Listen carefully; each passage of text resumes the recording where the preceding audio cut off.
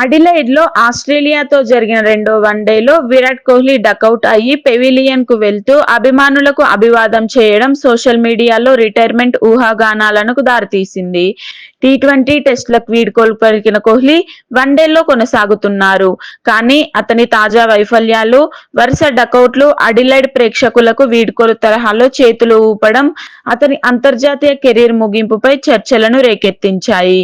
క్రీడా విశ్లేషకులు, అభిమానులు 2027 వన్డే వరల్డ్ కప్ లోపు కోహ్లీ వన్డేల నుంచి తప్పుకోవచ్చని అనుమానిస్తున్నారు. ఇదే మ్యాచ్ లో రోహిత్ శర్మ అరుదైన రికార్డు సృష్టించాడు. ఆస్ట్రేలియాతో ఆసీస్ పై వన్డేల్లో 1000 పరుగులు పూర్తి చేసిన తొలి భారత బ్యాట్స్మెన్ గా నిలిచాడు. మూడో ఓవర్లో మిచెల్ స్టార్క్ బంతిని 4 కొట్టి ఈ ఘనత సాధించాడు. ఇది రోహిత్ ఆస్ట్రేలియా ఆసీస్ తో ఆడిన 21వ వన్డే.